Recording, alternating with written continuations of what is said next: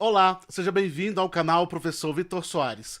Neste vídeo, nós iremos estudar os fundamentos da educação, que está lá no edital do MEC para aqueles que estão querendo passar no concurso para técnico em assuntos educacionais. A banca CESP-Sebrasp, a banca que você já conhece, banca tradicional, que vai pedir para que você possa colocar certo ou errado nas suas questões, e esse assunto vai despencar na sua prova. Os principais pontos sobre fundamentos da educação, nós iremos trabalhar neste vídeo. Nós iremos trabalhar tanto a parte teórica como trazer ilustrações por meio de questões. Então, preparado? Papel e caneta na mão para você anotar os principais pontos. Já quero adiantar para você que é uma aula extensa, porque nós vamos abarcar todos os fundamentos da educação.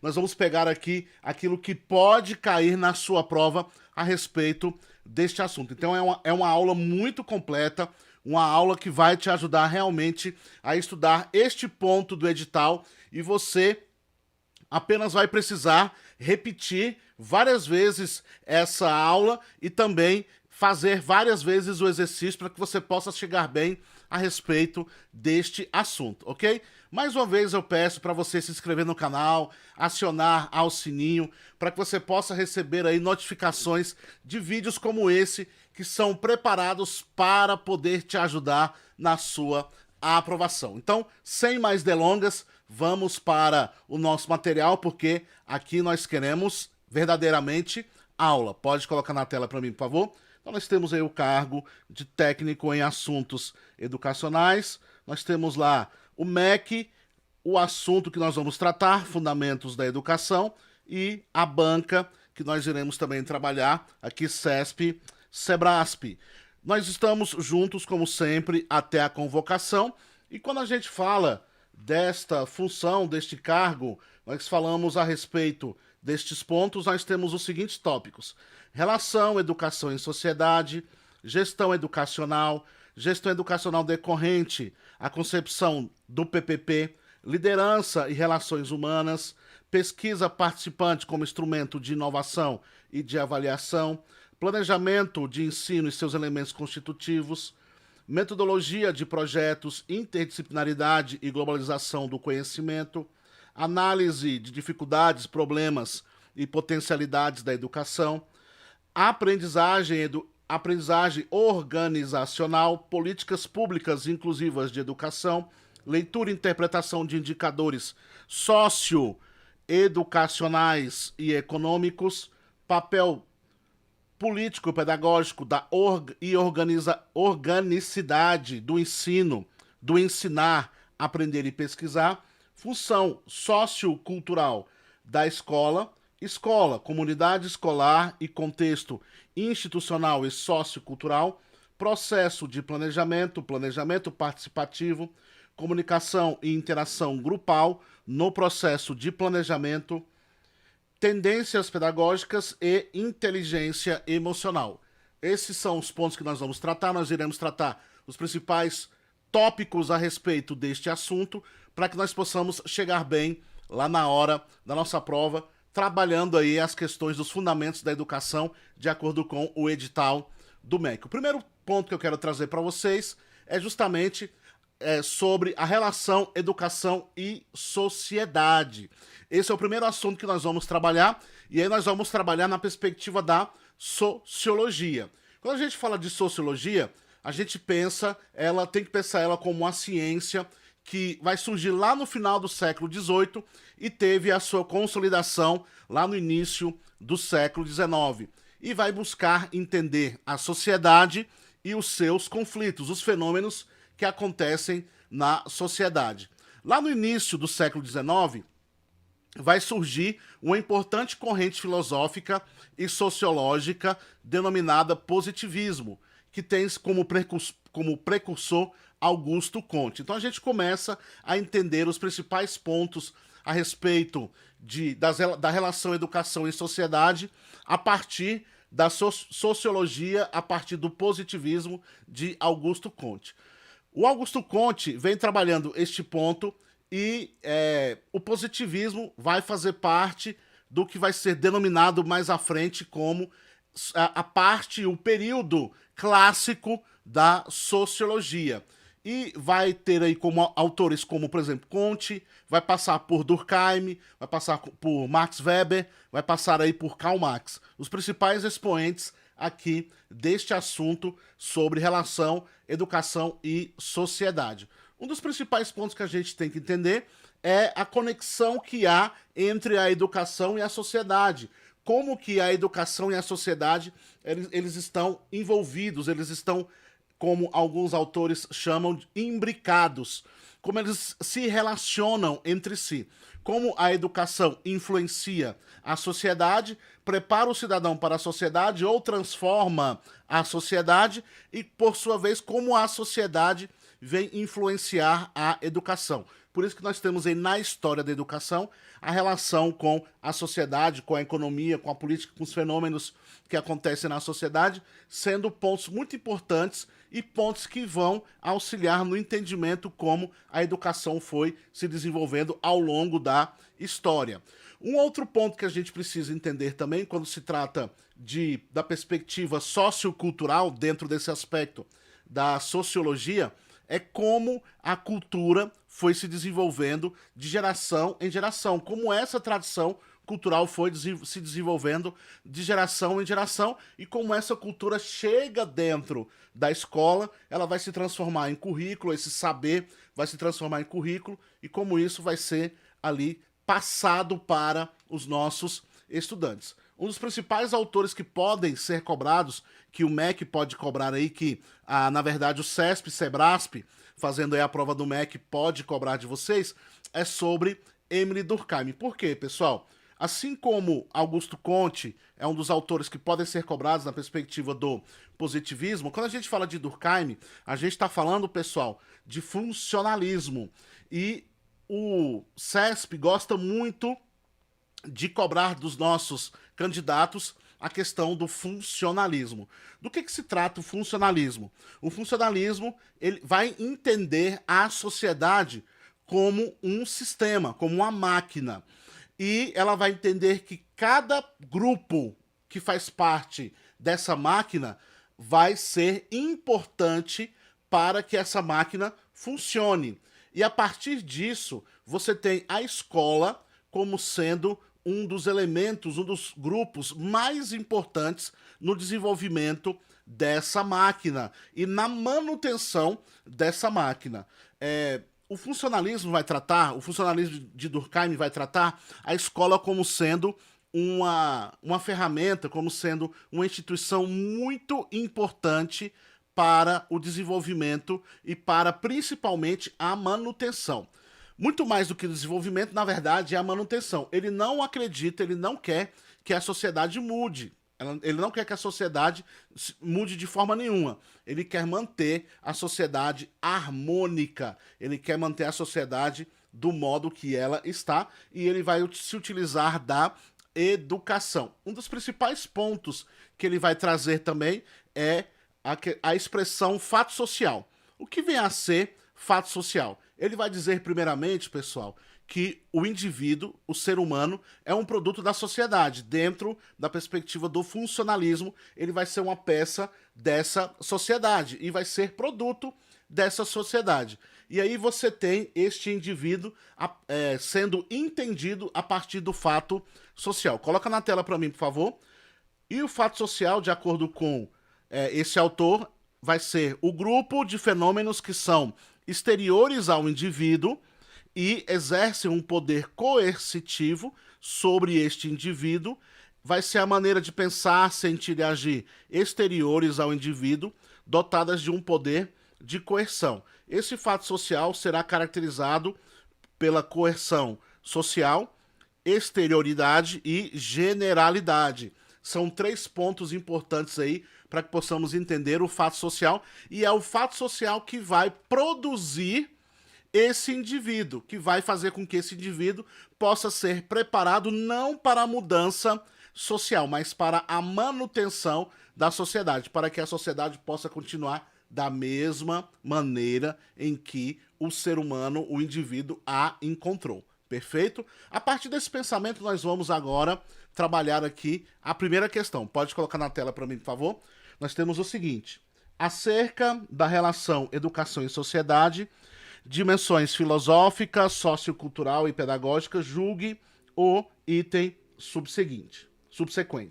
A relação educação e sociedade é uma dimensão sociocultural, pode ser vista como instrumento de preservação da herança cultural de geração para geração, permitindo trocas diversas entre as diferentes sociedades e a recriação de valores, normas, ideias, saberes, hábitos e crenças de determinado grupo. Exatamente isso. Quando a gente pensa neste assunto, relação, educação, sociedade, dentro dessa perspectiva, dessa dimensão sociocultural, nós entendemos a cultura, nós entendemos a herança cultural como sendo uma questão que pode ser ressignificada, pode ser repensada, pode ser recriada, pode se desenvolver a partir de elementos como valores, normas, ideias, saberes, hábitos e crenças. E a partir disso, passando-se de geração em geração, sendo ressignificado a partir dos elementos que são desenvolvidos naquela geração, ok? Pode marcar aí gabarito correto, porque essa é a dimensão sociocultural da perspectiva da relação educação-sociedade. É receber essa herança cultural e ressignificar de acordo com aquilo, recriar a partir daquilo que você tem como realidade. Perfeito? Próxima questão sobre esse assunto, coloca na tela para mim, por favor. Acerca da relação educação e sociedade, julgue o item a seguir. A visão sociológica de Durkheim se fundamenta em pressupostos progressistas que veem a educação como um fator de desenvolvimento e de superação de estruturas societárias arcaicas. Pessoal, ele é funcionalista, coloca aqui, ó, funcionalista,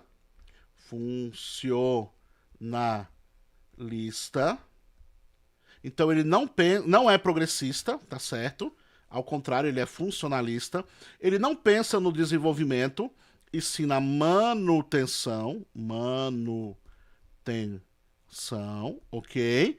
E ele não pensa em superação de estruturas, porque ele não acha que são arcaicas. Ele entende, Durkheim entende que a sociedade é um organismo que está tudo ok, um organismo harmônico, inclusive. Então ele vai acreditar o seguinte: olha, esse organismo, por ser harmônico, ele não precisa ser superado, ele não precisa se desenvolver, ele precisa apenas sofrer aí a manutenção, ou seja, para que ele possa continuar sendo essa estrutura harmônica, ele precisa de ter pessoas que vão se adaptar a esta sociedade. Perfeito? Então, nosso gabarito aí, pode colocar na tela para mim, por favor. Gabarito errado, tá certo, pessoal? E aí nós vamos para o próximo assunto. Então, quando a gente fala a respeito da perspectiva da educação e da sociedade, você pode tomar este assunto a partir desses elementos que eu trouxe para você. Agora, quando a gente for falar de outros tópicos, como, por exemplo, esse tópico que eu quero trazer para vocês aqui, você precisa ficar atento, atenta, para você não misturar, ok? Então, mudando de assunto, nós vamos trabalhar agora metodologia de projetos, um caminho entre a teoria e prática. Pode colocar na tela aí, um caminho entre teoria e prática. Aqui a gente vai trabalhar a metodologia de projetos na perspectiva da pedagogia de projetos, ok? Então, a pegada é a mesma, nós vamos desenvolver nosso pensamento a partir dos elementos que vão constituir a pedagogia de projetos. Então, quando a gente pensa em pedagogia de projetos, o que a gente está pensando?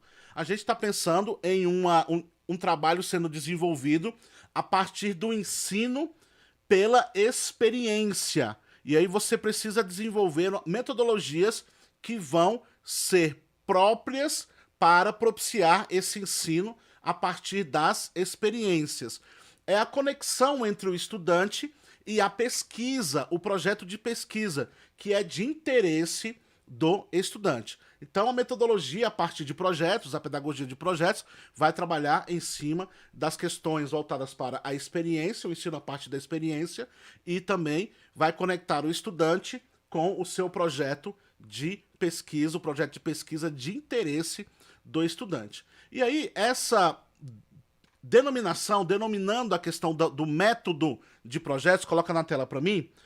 Quando a gente pensa em método de projetos, a gente pensa em projeto como um método didático instituída pela primeira vez por Kilpatrick e baseada nas ideias de John Dewey. Então, esse pensamento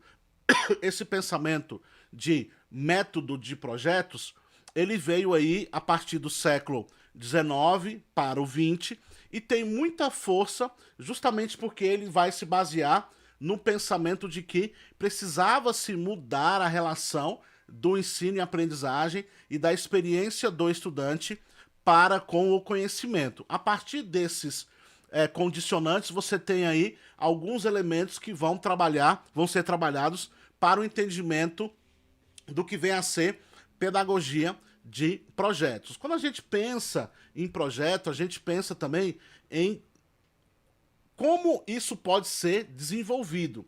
E aí um dos elementos que podem ser cobrados na sua prova são as 4 etapas de Daniela Pereira de Moura para o trabalho a partir de projetos, ok? Então, é um dos pontos que podem ser cobrados na sua prova. Você saber o que é a pedagogia de projetos, a metodologia a partir de projetos, e também saber a respeito dessas 4 etapas. Quais são as 4 etapas? Coloca na tela para mim, por favor. Problematização, desenvolvimento, aplicação e avaliação. Então aqui, pessoal, o objetivo dessa aula é trazer os pontos que podem ser importantes a respeito de cada tópico do nosso edital, quando a gente fala aí de fundamentos da educação, beleza? Então, aqui vamos trabalhar a questão da problematização. A problematização, de acordo com Daniela de Moura, é a parte inicial do projeto.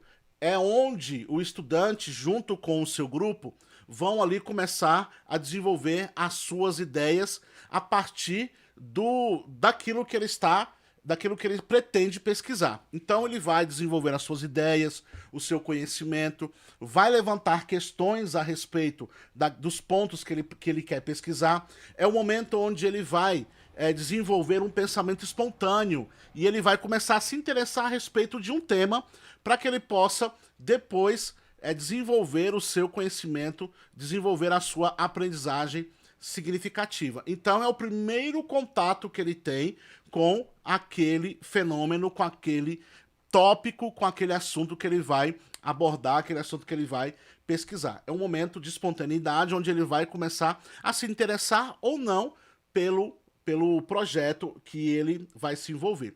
Isso pode acontecer fora ou dentro da escola, ou mesmo pode ser estimulado também pelo próprio professor. A partir do momento que você desenvolver agora a problematização, agora já houve um interesse, já se despertou o interesse a respeito daquele tópico, já se levantou questões a respeito, perguntas a respeito daquele assunto, a gente vai partir para o desenvolvimento.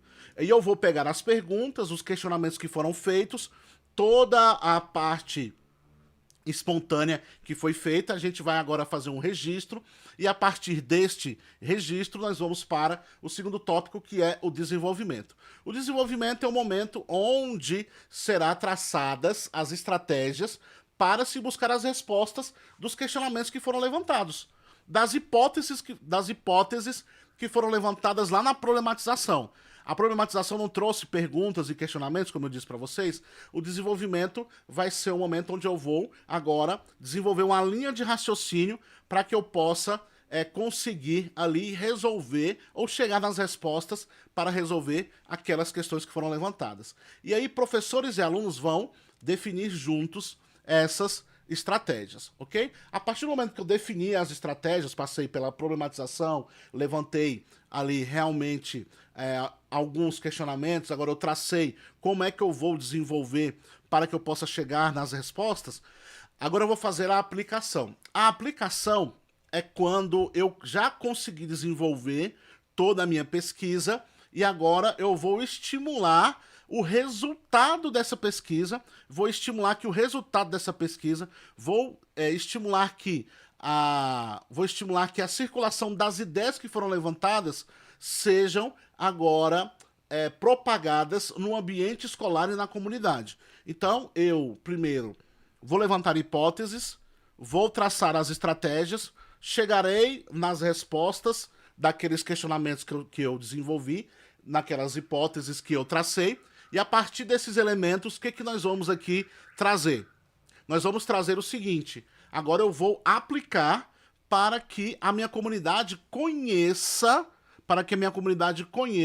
o meu pensamento a respeito daquele tópico que nós trabalhamos. Então é importante frisar que nós temos essa aplicação social. Todas as vezes que nós falamos de pedagogia de projeto, de metodologia e de pedagogia de projetos, nós temos que lembrar que os beneficiados serão tanto os estudantes como a comunidade. O foco é beneficiar o máximo de pessoas possíveis, o máximo de pessoas dentro da minha comunidade, para que aquele projeto se torne algo útil dentro da minha comunidade. Por isso que você tem agora o elemento aplicação, que é o penúltimo elemento que nós temos, tá certo? Que é a aplicabilidade dentro do espaço de vivência e convivência do estudante. Ele vai aplicar os seus conhecimentos ali naquele espaço, sendo escola e comunidade, ok? E por fim nós temos a avaliação. O que a avaliação vai fazer? A avaliação, ela vai agora olhar para todos os elementos, ela não vai avaliar o estudante, não vai avaliar, dar nota para esse estudante. Por quê? Porque a avaliação é formativa.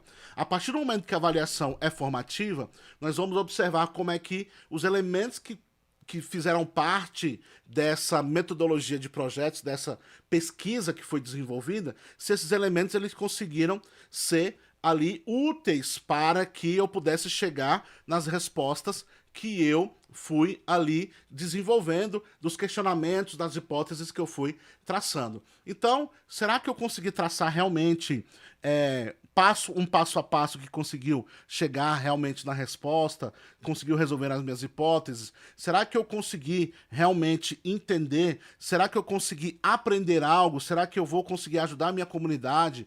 Eu preciso observar toda a parte de investigação, todas as questões do início do processo, as questões diagnósticas. Eu preciso avaliar tanto o professor como o aluno, os elementos que fazem parte do processo precisam ser avaliados também, porque, como eu falei para vocês, é uma avaliação formativa. E essa avaliação formativa tem por objetivo fazer com que tudo que fez parte do processo seja avaliado, não apenas o aluno, tá certo? E também uma questão que pode ser cobrada na sua prova é a metáfora a respeito do conhecimento. Dentro da pedagogia de projetos, você tem algumas metáforas que são aplicadas, mas a metáfora que pode ser desenvolvida, que pode ser aplicada na sua prova, e a sua prova pode conter este elemento que já foi cobrado, então eu trago porque já foi cobrado, é a metáfora da árvore, tá certo? E a metáfora do rizoma. O que vem a ser a metáfora da árvore? Para além de entender o que é metodologia de projeto, a gente precisa entender essa questão de como é desenvolvido o conhecimento, e é a partir dessas metáforas. Quando a gente fala da metáfora da árvore, a gente precisa lembrar da estrutura da árvore. Então a estrutura da árvore, ela tem tronco, ela tem ramificações, e a partir dessa figura que nós temos da própria árvore, dentro da perspectiva da metáfora da árvore, o que você tem? Você tem o tronco como sendo a totalidade do conhecimento, as ramificações desse tronco sendo as especializações do saber, mas saberes fragmentados, porque cada ramo vai para um lado, e esses ramos eles vão se desenvolver de forma hierarquizada. Então eles não vão se comunicar entre si. E qual é o impacto da questão do desenvolvimento do conhecimento a partir da perspectiva da metáfora da árvore. É um conhecimento fragmentado, falta de interligação entre os conhecimentos e também a pouca influência que vai existir da escola e do currículo em cima desse trabalho.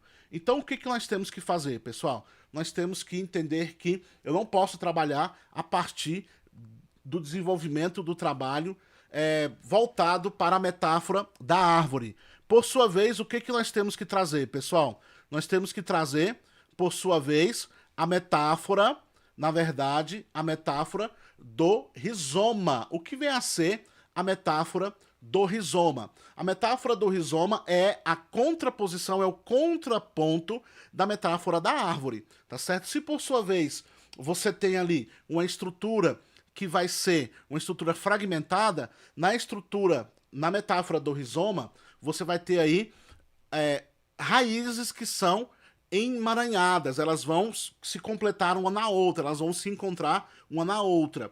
A partir disso, essa característica das raízes que são emboladas, emaranhadas, o que você vai ter? Você vai ter uma relação de áreas do conhecimento, áreas do saber, a relação entre elas, ou seja, as áreas do saber que vão ali conversar uma com as outras, superando essa questão da fragmentação. Então a metáfora do rizoma vem trazendo a ideia de que devemos superar essa questão da fragmentação, ok? E partindo para uma interlocução entre os saberes, uma visão sistêmica, uma visão de conjunto. Então, quando a gente trabalha com a pedagogia de projetos, nós devemos trabalhar a pedagogia de projetos a partir da metáfora do rizoma e não a partir da metáfora da árvore. Outro aspecto importante é que o currículo deve ser trabalhado na perspectiva do rizoma, ou seja, essa interconexão entre os saberes, ok, pessoal? A partir dessa reflexão que eu fiz sobre a metodologia de projetos e os elementos que vão compor aí a metodologia de projetos, vamos para a terceira questão. A terceira questão diz o seguinte: a respeito dos elementos pedagógicos da capacitação, julgue o item subsecutivo. Ao criar os projetos, os professores devem ter como foco o principal impacto das ações desses projetos sobre a realidade do estudante. Então, quando a gente fala lá dos 4 pontos, quando a gente fala lá das 4 etapas, a etapa de letra C, a etapa da aplicação, ela é justamente a etapa que vai se preocupar com esse impacto das ações dos projetos que foram desenvolvidos na realidade não só dos estudantes também, como também na realidade da comunidade. Questão certíssima, pessoal. É para isso que vai servir a questão dos projetos. Os projetos eles vêm para justamente trazer um impacto positivo nas ações daquela comunidade, nas ações da realidade daquele estudante, onde o estudante ele se encontra. Pode colocar aí, gabarito certíssimo. Uma outra questão que eu quero colocar também para você é a questão que diz o seguinte: um projeto educativo calcado na perspectiva da interdisciplinaridade envolve a estruturação de currículos, utilizando-se para tal a metáfora da árvore como estrutura de conhecimento complexo em que os galhos representam especializações, apontando para diversas direções. Como eu falei para vocês, o nosso currículo ele precisa ser trabalhado na perspectiva da metáfora da rizoma, onde você tem aí sim o emaranhado e a interlocução, a interconexão dos conhecimentos. Na metáfora da árvore, o que nós temos, pessoal? Nós temos justamente o contrário, é a fragmentação do conhecimento. Então essa questão aqui, ela está errada, porque ela está atribuindo à metáfora da árvore essa interconexão. E não é a metáfora da árvore, é a metáfora do rizoma, beleza? Pode colocar aí errado. O próximo tópico que eu quero trazer para vocês, pode deixar na tela aí, é a interdisciplinaridade e a globalização do conhecimento. Quando a gente fala de interdisciplinaridade e globalização do conhecimento, nós estamos falando de como a escola é afetada pela sociedade e como a sociedade afeta a escola e como a escola afeta a sociedade. Essa inter-relação que existe entre elas, ainda na perspectiva lá de educação e sociedade, tá certo? É muito importante frisarmos que a escola precisa estar olhando para fora dos muros, porque nós temos que preparar os nossos alunos para as questões que estão fora dos muros, como, por exemplo, o letramento digital. O letramento digital é muito importante para que nós possamos preparar os estudantes para que eles possam enfrentar o mercado de trabalho, a realidade que os cerca, mesmo porque, independentemente da idade da criança, se ela for uma criança de educação infantil ou um jovem de ensino médio, quando eles saem da escola, a primeira coisa que eles vão fazer é o quê? É pegar um tablet, um celular, um notebook. Por mais pobre que ele seja, pelo menos o celular ali dos pais ou do tio, alguém que ele conhece, ele vai ter acesso. Então, essa relação que existe com o que está acontecendo fora do contexto escolar, precisa entrar dentro do contexto escolar a partir do quê? A partir da interdisciplinaridade. Por isso que esse assunto é importante. Estes pontos, estes tópicos, essa realidade que está fora da escola, precisa entrar dentro da escola a partir dos elementos que vão ser constituídos pela interdisciplinaridade. Quando a gente pensa em globalização, a gente pensa na esfera econômica, social, política e cultural. E tudo isso precisa entrar dentro da instituição de forma interdisciplinar. É importante nós entendermos que a escola, antigamente, era a detentora única do conhecimento. Ela monopolizava o conhecimento. E agora, pessoal, agora uma pessoa ela vai ter aí um celular na mão e ela vai ter aí todo o conhecimento que ela precisa, porque o conhecimento agora ultrapassa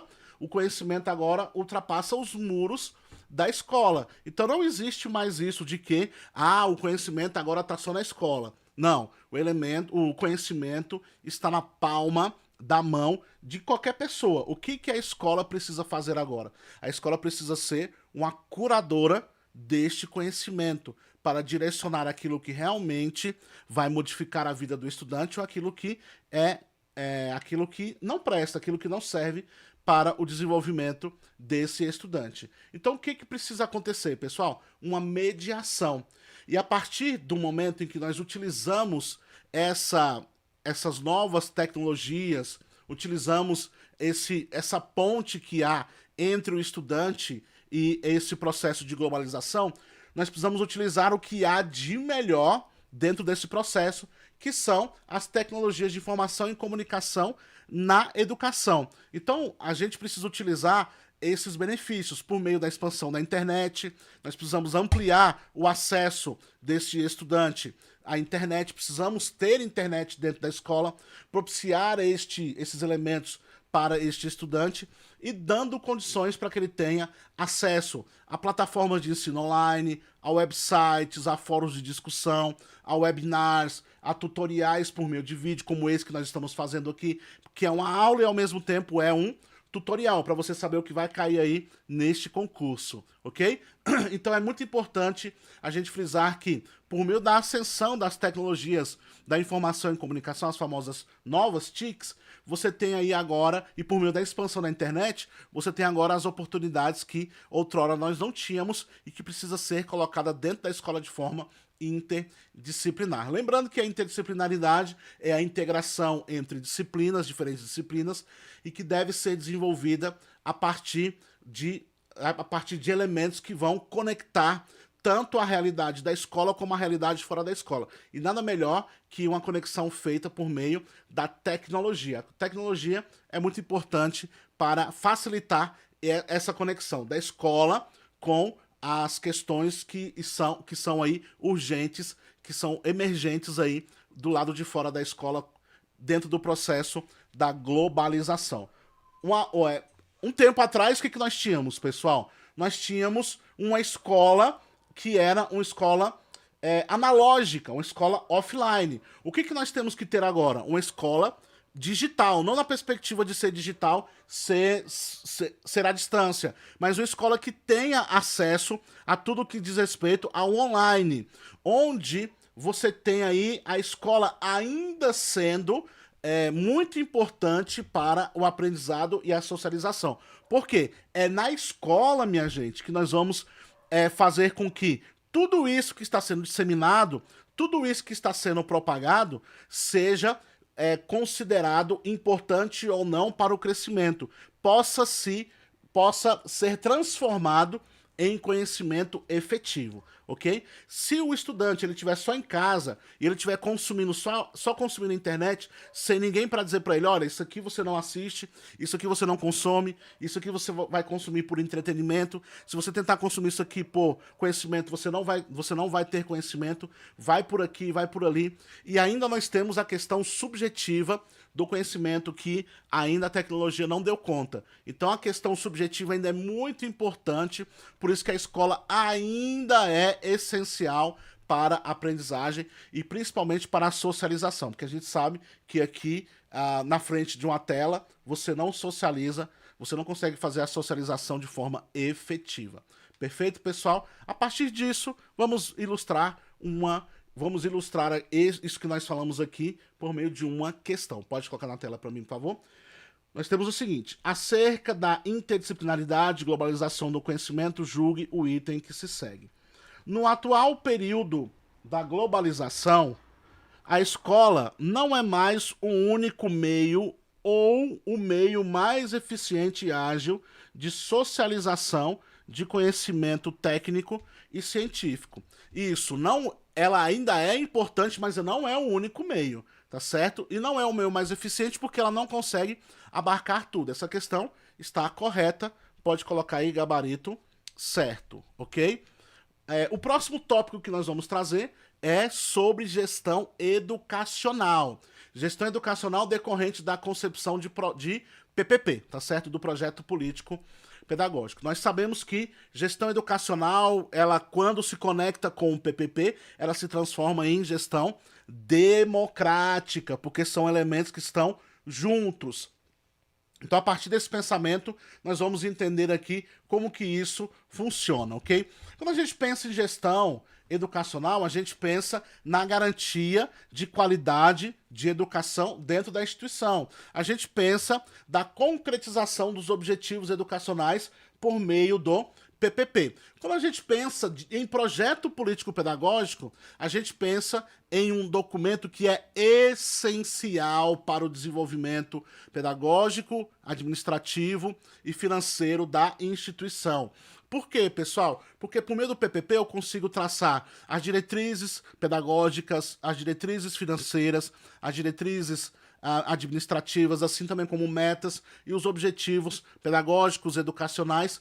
Eu consigo observar também a identidade da minha instituição. Por quê? Porque a partir dessa gestão educacional pautada no PPP, e a partir disso, a gestão educacional se tornando uma gestão democrática, nós vamos constituir a verdadeira identidade da instituição. Por quê?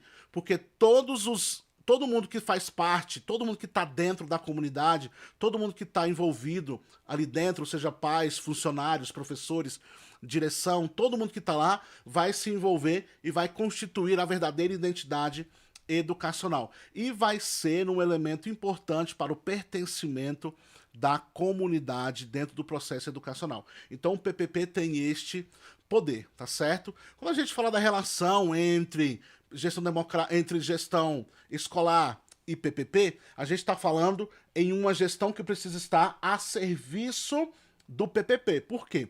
Porque ela estando a serviço do PPP, ela vai trabalhar na perspectiva da gestão democrática, onde as decisões devem estar sempre voltadas para a perspectiva pedagógica. O principal elemento do projeto político-pedagógico e da gestão escolar deve ser sempre o pedagógico, ok? E quais são aí os impactos da gestão na dimensão pedagógica? Quando a gente olha o que a gestão escolar pode proporcionar aí na dimensão pedagógica. Ela pode ser aí a fomentadora, a promotora de desenvolvimento e alocação de recursos, por meio de organização também dos espaços. Outra questão importante é a promotora, a fomentadora de formação continuada para os professores e ser aquela que vai também ser a propagadora que vai ser aquela que vai promover, difundir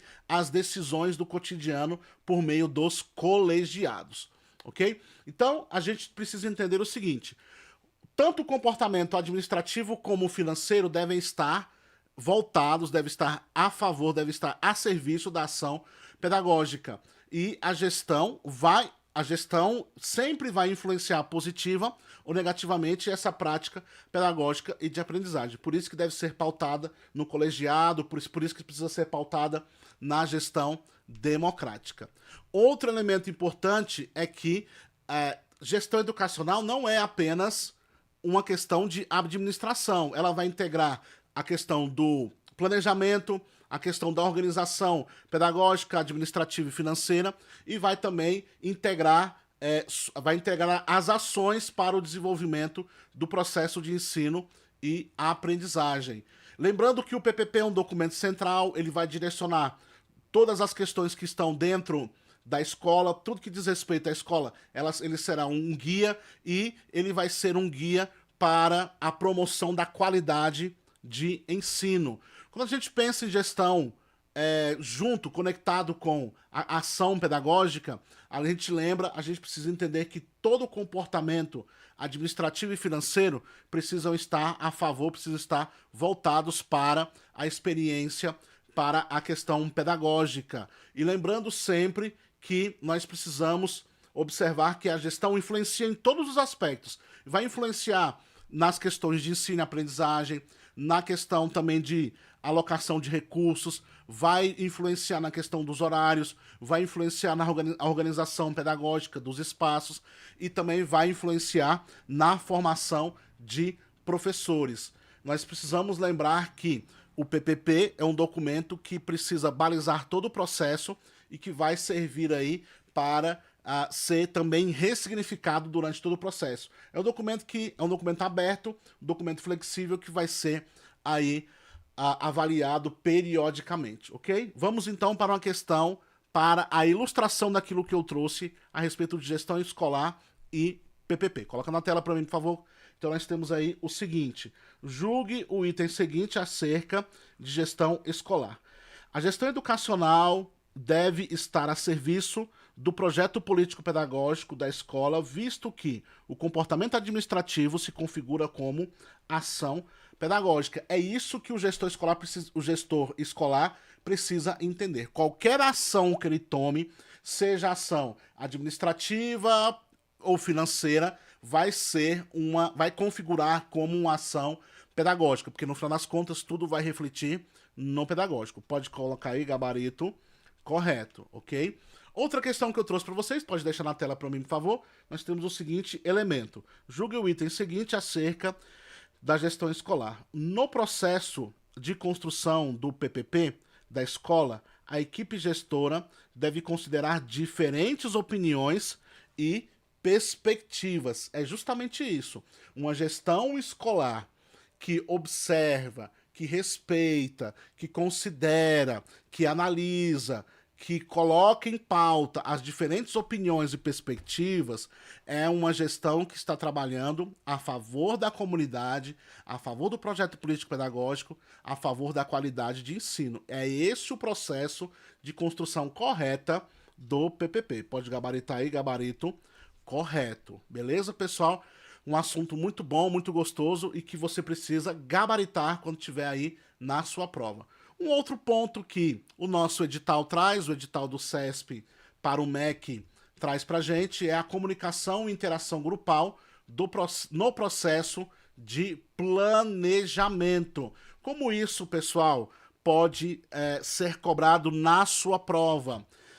Eu trouxe aqui para vocês um dos autores mais importantes nas nossas provas, que é Celso Vasconcelos, um dos autores mais importantes. Olha o que ele fala a respeito desse ponto.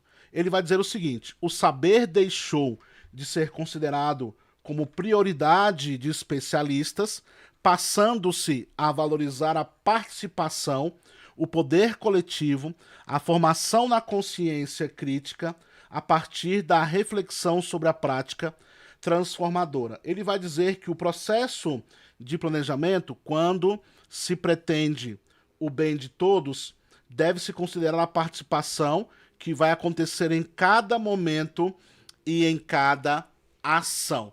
É muito importante a gente frisar que esse pensamento já foi cobrado em prova e eu trouxe porque realmente ele pode ser cobrado mais uma vez quando a gente pensa em comunicação e interação grupal no processo de planejamento, onde ele vai ser cobrado dentro dessa perspectiva de que o processo de planejamento precisa perpassar pela interação do grupo, precisa passar pelo processo de comunicação e deve ser considerado. E o autor que representa esse pensamento é Vasconcelos, ok? Outro ponto que eu queria trazer para vocês também é o seguinte: trata-se de todos agirem em cada situação contribuindo de forma que todos possam contribuir, construindo de forma que todos possam contribuir por menos que sejam as decisões, pois estarão engajados na promoção da vontade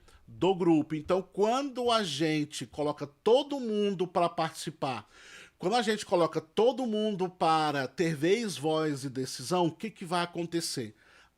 O sentimento de pertencimento e o engajamento.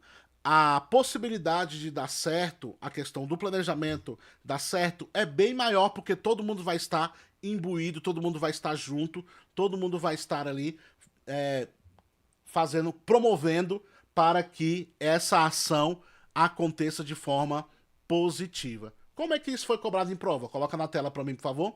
Nós temos a seguinte questão. Com relação à comunicação e à interação grupal no processo de planejamento, julgue o item a seguir. Um planejamento exige que a participação dos integrantes do grupo aconteça em cada momento e em cada ação. Aqui foi repetido justamente o que Celso Vasconcelos trouxe para a gente. Então pode ser cobrado, foi uma prova cobrada aí para técnico em assuntos educacionais, como é o cargo que nós estamos aqui estudando. Esse assunto pode ser cobrado dessa forma ou uma forma muito aproximada. Pode colocar aí gabarito correto, minha gente. Próximo assunto, aprendizagem organizacional. Como a gente está tratando? Coloca aqui na tela. Como nós estamos tratando de técnico em assuntos educacionais, a questão da aprendizagem organizacional é muito importante. Por quê, minha gente? Porque é um aspecto que vai acontecer lá no MEC. A aprendizagem organizacional vai ser promovida dentro do MEC. Então é algo que provavelmente você, enquanto técnico em assuntos educacionais, vai se deparar muito lá na hora que você estiver trabalhando. E o que é isso, pessoal? Do que se trata isso? Nós precisamos entender os elementos que vão ser trabalhados a partir da aprendizagem organizacional e como isso pode ser cobrado em prova, que é o mais importante, porque lá dentro depois eu posso aprender, eu posso me virar, né não? Então, ganhando lá mais de 6 mil reais, eu faço questão de aprender. Então, como é que nós vamos trabalhar esse aspecto, esse ponto?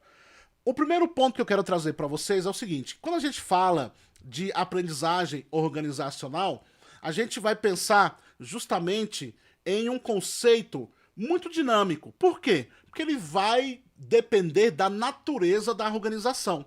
A aprendizagem educacional depende muito de como a organização entende essa questão de aprendizagem educacional. E esse pensamento ou essa modalidade de aprendizagem ganhou muita força na década de 90, onde ali houve-se a necessidade de desenvolver a capacitação dos funcionários, a capacitação dos colaboradores junto à organização. E aí, o que nós tínhamos antes da aprendizagem organizacional? Dessa expressão aprendizagem organizacional. Nós tínhamos o que era chamado de estudos em organização, ok? Então, pensando no conceito básico, a gente tem que entender que é mutável, tem essa questão da mutabilidade, por conta de que cada organização é diferente. Então, nós vamos aqui trazer alguns autores, trazer algumas expressões que são importantes para que você possa entender a respeito desse aspecto aí quando a gente fala de aprendizagem organizacional. Então, vem comigo. Koenig vai dizer que é um fenômeno coletivo de aquisição e elaboração de competências que vai influenciar o processo de mudança na empresa e vai ser desenvolvido na perspectiva coletiva, por meio de circulação de ideias e difusão de aprendizagem, de práticas construtivas. A partir desses elementos, nós entendemos que é o momento em que nós estamos desenvolvendo, é o momento que nós estamos desenvolvendo nossas competências para que nós possamos mudar a realidade daquela empresa, daquela organização. E esse trabalho é um trabalho que deve ser feito de forma coletiva. Quais são as características da aprendizagem organizacional? Vamos lá. Os autores vão dizer que é mais que soma de aprendizagem individual, é organização que não vai perder a capacidade de aprendizagem ao perder um membro. Então, o que, que nós temos, pessoal? Quando você tem ali a questão da aprendizagem, ela é uma aprendizagem tanto individual, porque o sujeito vai aprender, mas ela vai ser muito mais importante dentro da perspectiva coletiva. Por quê? Porque se esse sujeito sai da organização, a organização ela não vai perder a capacidade de aprendizagem porque ela foi trabalhada de forma coletiva, ok? Quais são os objetivos dessa aprendizagem? Auxiliar a organização e atingir as metas, tornar-se, fazer com que a empresa, a organização se torne competitiva e adequar-se ao mercado de trabalho, que é um mercado que está sempre mudando, o mercado de trabalho está em constante evolução e mudança, então por isso que nós precisamos aprender, ok? A partir desses elementos, nós temos que entender que a aprendizagem organizacional deve ser desenvolvida a partir do pensamento sistêmico. Eu não posso desenvolver uma aprendizagem organizacional a partir de elementos fragmentados. E aí o que, que nós vamos entender? Nós vamos entender que essa abordagem deve ser, por exemplo, holística, onde você vai desenvolver não apenas algumas competências, mas vão desenvolver várias competências de vários aspectos. Vai focar principalmente a questão da interação e da interconexão, onde todos que estão participando vão ter a capacidade de aprender. Quando a gente pensa dentro desse aspecto de como isso pode ser desenvolvido, dentro dessa perspectiva da interação e da interconexão, todo mundo que faz parte dos departamentos e dos processos e todas as pessoas que fazem parte da empresa podem participar. Então, esse tipo de abordagem da aprendizagem organizacional pode ser desenvolvida com qualquer pessoa daquela organização. Um outro elemento importante quando a gente pensa em aplicação da aprendizagem organizacional é que ela precisa influenciar todos que fazem parte daquela organização. Então ninguém pode ficar de fora. Todo mundo precisa aprender para que possa realmente estar aí, fazer frente ao mercado de trabalho, ao mundo do trabalho, ok? Outro ponto importante é que eu tenho que realmente entender que há uma aprendizagem individual, mas eu preciso perceber que essa aprendizagem ela vai além do individual e eu preciso reconhecer, o indivíduo precisa reconhecer as repercussões das suas atitudes em todo o sistema. Ou seja, toda a ação que é tomada vai repercutir para o bem ou para o mal, positivo ou negativamente, para aquela empresa, para aquele sistema. Como é que a aprendizagem organizacional pode ser cobrada na sua prova? Coloca na tela para mim. A prova do CESP cobrou da seguinte forma: acerca da aprendizagem organizacional, julgue o item que se segue. Pensamento sistêmico é a capacidade do indivíduo perceber além de si mesmo, ou seja, individualmente, e vai perceber o todo na organização. É justamente isso, pessoal. É entender que a aprendizagem ela não vai ser apenas individual, ela vai ser uma aprendizagem onde todos estarão envolvidos de forma coletiva. Pode gabaritar aí, gabarito certíssimo. Vamos agora falar sobre políticas públicas inclusivas de educação. Coloca aqui para mim. É como a inclusão vai ser trabalhada a partir das políticas públicas, ou como as políticas públicas vão contribuir para a educação inclusiva, beleza? Então, a partir disso, nós vamos trabalhar aqui o que vem a ser educação inclusiva. Quando a gente pensa em educação inclusiva, a gente às vezes confunde com educação especial. Qual é a diferença entre a educação inclusiva e educação especial? Primeiramente, a educação especial é a modalidade. Vamos agora entender que ela é uma modalidade, está lá na LDB, e a partir disso nós vamos entender que existe uma clientela que vai fazer parte dessa modalidade. As crianças com deficiência, transtornos globais do desenvolvimento, crianças superdotadas e com altas habilidades. Essa é a clientela, esse é o público que vai fazer parte aí dessa modalidade. E agora a educação inclusiva. A educação inclusiva sai desse universo apenas da educação especial, que tem um público, e vai ser mais abrangente. A educação inclusiva vai garantir acesso, participação e aprendizagem de todos, independentemente da sua condição, independente do seu gênero, da sua questão econômica, social, da sua condição de nacionalidade, onde você nasceu, independentemente. Todos têm o direito a acesso, participação, à aprendizagem, à educação, ok? Quem é o garantidor disso, gente? A legislação, por meio da LDB, Estatuto da Pessoa com Deficiência, Estatuto da Criança e do Adolescente, com foco na inclusão em ensino regular. O Estatuto da Pessoa com Deficiência, inclusive, e a LDB vem trabalhando que as pessoas que fazem parte da modalidade educação especial, elas têm que estar no ensino regular. Maravilha? Nós temos aí também nós temos, além da legislação, nós temos planos e programas também que estão imbuídos dessa questão, como, por exemplo, o Plano Nacional de Educação, que vão trazer metas e estratégias para falar a respeito da inclusão. Nós temos também todos os níveis do governo, todos os entes federados juntos, trabalhando, os imbuídos para esse processo. É por isso que quando a gente fala de políticas públicas, a gente pensa o seguinte: a gente precisa entender que tanto a legislação como os normativos, os planos e os programas devem trabalhar a favor do desenvolvimento de estratégias para a inclusão, ok?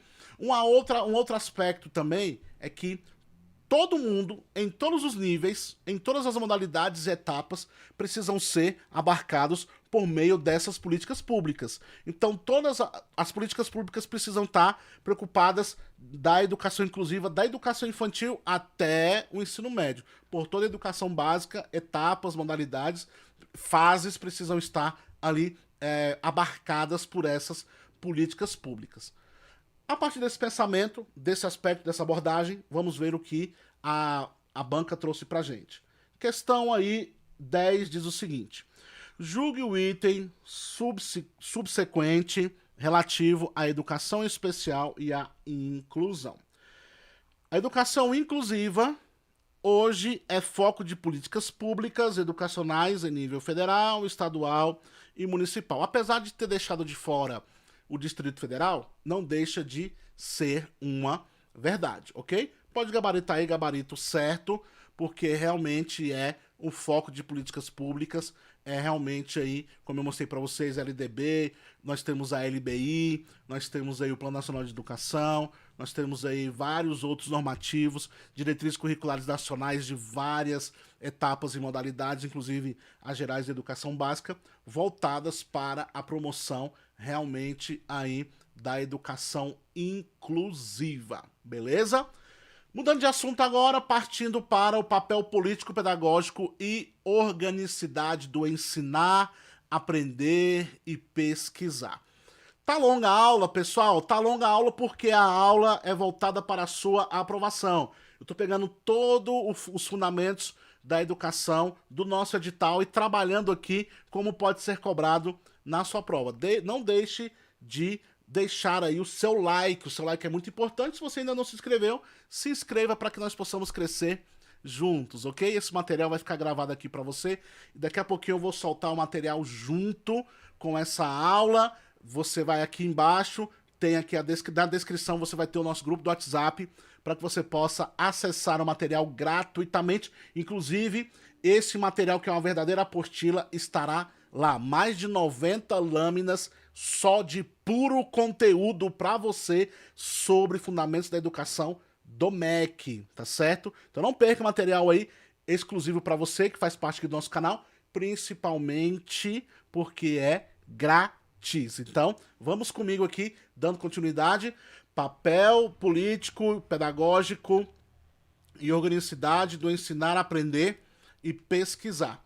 Primeiro ponto que eu quero trazer para vocês é que quando a gente pensa a respeito dessa questão do projeto que deve ser idealizado pela instituição, a gente precisa entender que o projeto idealizado pela instituição precisa estar alinhado com alguns elementos. Por exemplo, precisa estar alinhado com as necessidades da comunidade. Não adianta nada a gente desenvolver um projeto se esse projeto não vai ali observar as dores, não vai ali dirimir as dores que aquela comunidade tem.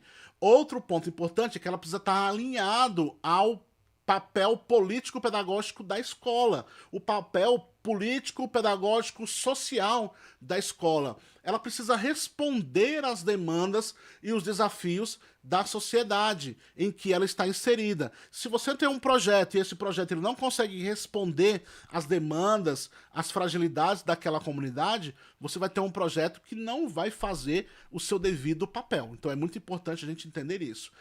E essas demandas, elas podem ser desde demandas de alfabetização, mas elas precisam também ser demandas que devem estar olhando para as questões da sociedade. Então perceba que eu preciso olhar para as questões realmente que são importantes para aquela comunidade, mas eu preciso promover momentos para que essa comunidade possa crescer.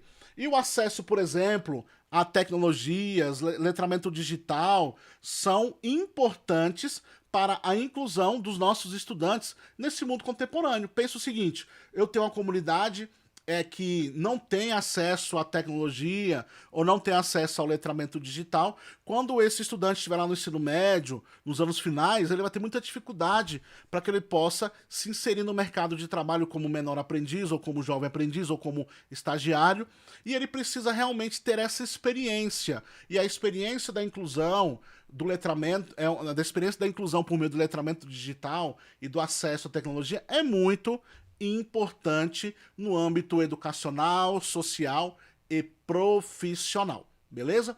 A partir desses elementos, vamos então para a nossa questão que vai ilustrar isso que eu trouxe para vocês. Coloca na tela para mim, por favor.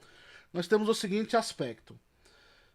A equipe de uma escola da rede pública de 5ª a 8ª série idealizou um projeto de informática para atender a jovens e adolescentes com baixo poder aquisitivo, uma vez que eles não possuem computador e atualmente é uma exigência do mercado de trabalho ter conhecimento em informática. Até aqui, beleza.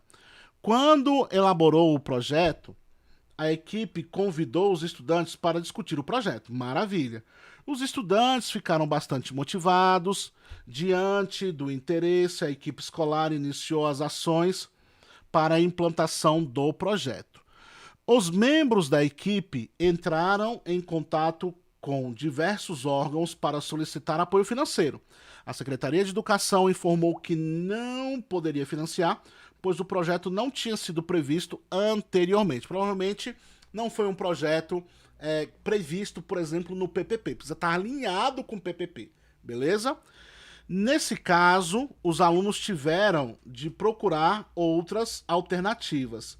As instituições comunitárias, de certa forma, não negaram a importância do projeto, mas responderam que não tinham condições de fornecer qualquer ajuda. Desanimada, a equipe escolar adiou a execução do projeto por prazo indeterminado. Os alunos buscaram outra alternativa de financiamento, mas a equipe se recusou. Diante da situação hipotética e considerando o papel político-pedagógico e a organicidade do ensinar, do aprender e do pesquisar, julgue o item a seguir.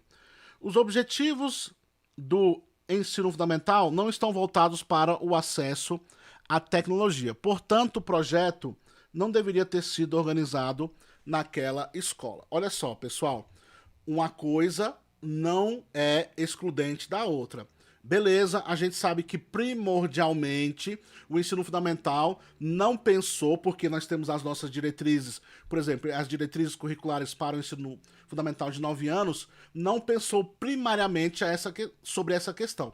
Mas, pensando no papel político-pedagógico e na organicidade do ensinar, a questão da tecnologia é sim importante. Então, o que está acontecendo aqui? Um confronto entre o documento e um confronto entre o papel político-pedagógico, que é muito mais importante porque esse papel político-pedagógico ele é uma questão que é emergente, uma questão que é urgente, uma questão que não espera prazo, uma questão que realmente tem o seu impacto social, o seu impacto econômico, porque vai ajudar os estudantes, inclusive, no mercado de trabalho. Então, essa questão ela está incoerente, errada, por conta disso, ok? A questão de que a escola não deveria organizar esse projeto é errado, porque a escola precisa olhar realmente para o papel político-pedagógico e também a questão da organicidade do ensinar a aprender e a questão da pesquisa, ok? Gabarito errado por conta disso, maravilha? Próxima questão, próximo item, nós vamos falar sobre a função sociocultural da escola. Vem aqui para mim, pessoal. Quando a gente fala em função sociocultural da escola, o que me vem à mente? Me vem à mente como que a escola pode contribuir para a vida integral deste sujeito, primariamente a respeito da sua formação acadêmica, mas também todos os aspectos que vão envolver este sujeito, e entre elas está a questão sociocultural. Outro ponto importante é que a escola precisa ser uma promotora para o desenvolvimento do desenvolvimento da perspectiva crítica e da perspectiva ativa deste sujeito na sociedade. Quando a gente pensa no papel sociocultural da escola, a gente deve fazer uma reflexão sobre as práticas e as metodologias que são desenvolvidas dentro da escola. Será que essas práticas e essas metodologias que são desenvolvidas dentro da escola, elas promovem o papel sociocultural da escola, ou elas apenas são práticas e metodologias que vão apenas a serem ali promotoras da manutenção do status quo da sociedade? Ou seja, essas pessoas, esses estudantes, essas crianças, adolescentes, jovens e adultos que estão na escola pública vão apenas passar pela escola pública e não vão ser ali transformados e a escola pública não vai fazer nenhuma diferença na vida delas. É essa reflexão que a gente precisa fazer, ok? Outro ponto importante é que a escola precisa promover a atuação de todo mundo que está dentro da escola a favor deste papel sociocultural. A partir, pessoal, de uma educação inclusiva e equitativa. Quando a gente fala de equidade, a gente fala de todos tendo a mesma oportunidade a despeito da situação que essa pessoa esteja. Outro ponto importante é olhar para a escola como sendo aquela que vai promover o conhecimento. E aí, a partir das questões progressistas, a partir do pensamento progressista, como esse conhecimento pode ser realmente uma ferramenta de transformação, preparando este indivíduo para ser um cidadão ativo, informado e também capaz de formar outras pessoas. Outro aspecto importante, quando a gente fala sobre o papel cultural, o papel sociocultural da escola, é como essa escola pode preparar a comunidade, aqueles indivíduos, aqueles estudantes, para uma sociedade globalizada, para uma sociedade que vai ali ser uma sociedade que vai cobrar muitas coisas desse indivíduo e que, se a escola não proporcionar, provavelmente esse indivíduo não dará conta. E o que vai acontecer, pessoal? Essa escola precisa ser promotora de questões culturais, de relações sociais, e deve ser também a promotora de questões e dinâmicas políticas, na perspectiva da formação do cidadão. Não político-partidária, mas na formação do cidadão. E também deve promover uma responsabilidade compartilhada. Deve compartilhar dessa responsabilidade, onde todos devem estar envolvidos, onde todos devem estar envolvidos na promoção da aprendizagem dos alunos e também deve desenvolver o seu trabalho a partir de uma abordagem colaborativa e integrada. São elementos importantes aí para que a escola possa promover o seu papel sociocultural, ok? A partir disso, vamos ver como essa questão pode ser cobrada na sua prova. Coloca na tela para mim, por favor. Nós temos o seguinte ponto. No que se refere à função sociocultural da escola, julgue o item que se segue. A escola, para exercer sua função sociocultural, deve refletir sobre a atuação de seus membros, ok? E levá-los a assumir a responsabilidade pela aprendizagem de todos os alunos, aquela responsabilidade compartilhada de acordo com as suas atribuições. Gente, certíssimo, todos devem estar imbuídos da promoção da aprendizagem dos alunos. Pode colocar aí, gabarito corretíssimo, ok? Próxima questão diz o seguinte, deixa na tela aí, no que se refere à função sociocultural da escola, julgue o item que se segue. Com o processo de globalização, as transformações científicas e a discussão ético-valorativa, a escola é demandada a instrumentalizar jovens e adultos para a participação da cultura, bem como das relações sociais políticas da sociedade. Perfeito, pessoal. É isso que vai fazer com que a escola exerça, um dos elementos que vai fazer com que a escola exerça a sua função sociocultural é esta preparação para um mundo globalizado. Pode gabaritar, portanto, aí, gabarito certíssimo. Uma outra questão de número 14, diz o seguinte, do ponto de vista legal, para a gente poder também fazer o julgamento, do ponto de vista legal, a escola, instituição social com objetivos explicitamente educacionais, deve criar estratégias metodológicas para promover a socialização obrigatoriamente somente entre os alunos da educação infantil, uma vez que nessa faixa etária eles são egocêntricos por natureza. Pessoal, a promoção da socialização na educação infantil é importante? Perfeito. Mas apenas e obrigatoriamente, somente só na educação infantil, é o que demanda o trabalho a partir de uma escola que vai exercer o seu papel sociocultural? De maneira nenhuma.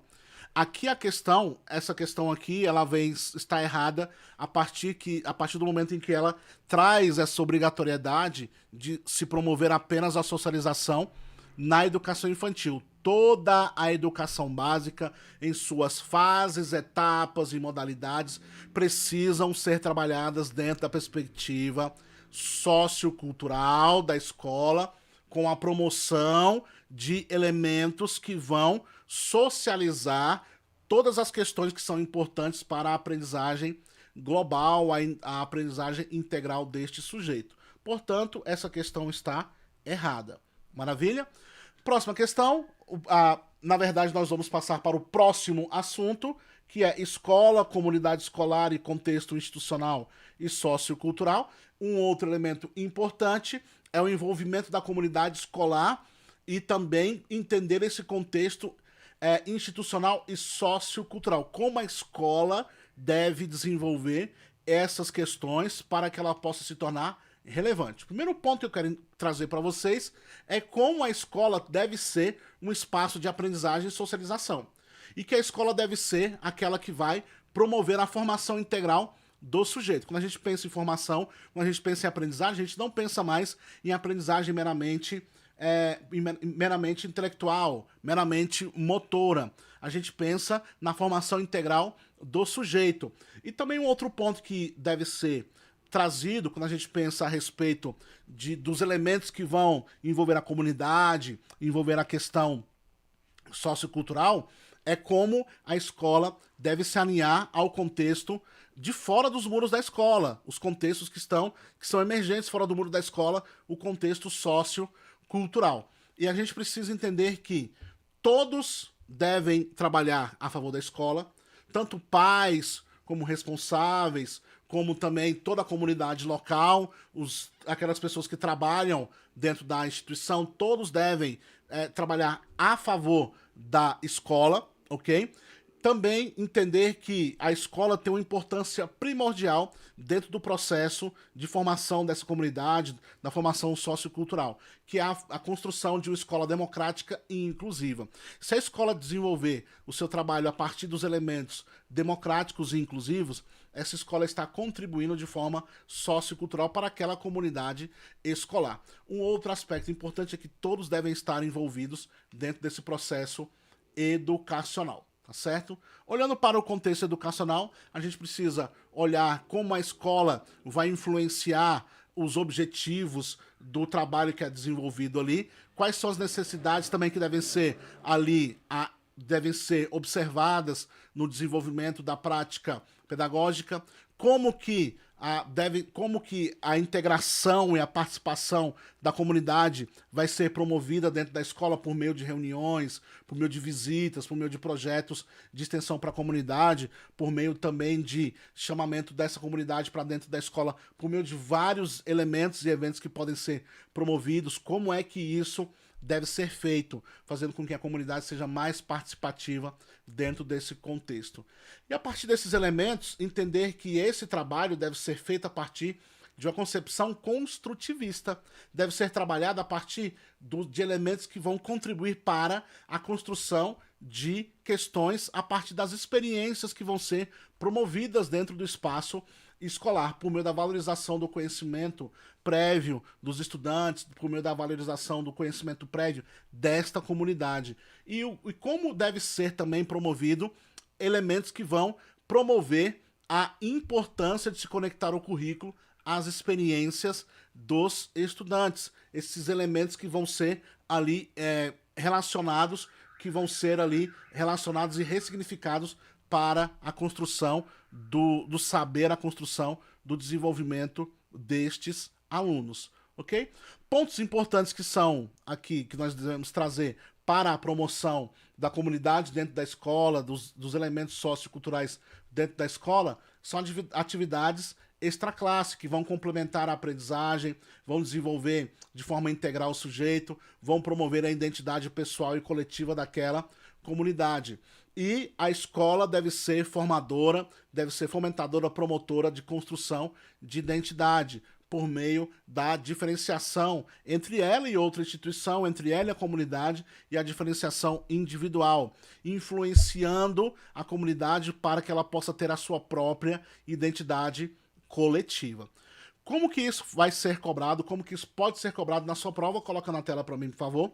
O seguinte, questão 15 diz o seguinte: com relação à comunidade escolar e o contexto institucional, sociocultural da escola, julgue o seguinte item: atividades extraclasse com debates, palestras e cursos de interesse dos estudantes, jovens e adultos, contribui para a formação pessoal, pois a construção de identidade pessoal caracteriza-se, por um lado, pela diferenciação individual, por outro, pela construção de padrões de identidade coletiva. Nós temos que entender que a identidade individual é perpassada pela identidade coletiva. A identidade coletiva ela é construída por meio de elementos que vão auxiliar na junção da comunidade com a instituição. Por isso que atividades extraclasse, debates, palestras e cursos de interesse da comunidade são importantes para o desenvolvimento dessa identidade coletiva, que vai refletir no desenvolvimento da identidade individual. Pode colocar aqui, pessoal, gabarito corretíssimo. Próxima questão diz o seguinte: com relação à comunidade escolar e ao contexto institucional e sociocultural da escola, julgue o seguinte item: o conhecimento escolar, na concepção construtivista, se tornará significativo, maravilha, para as classes desfavorecidas, maravilha, quando a escola conseguir fazer a relação entre o saber sistematizado,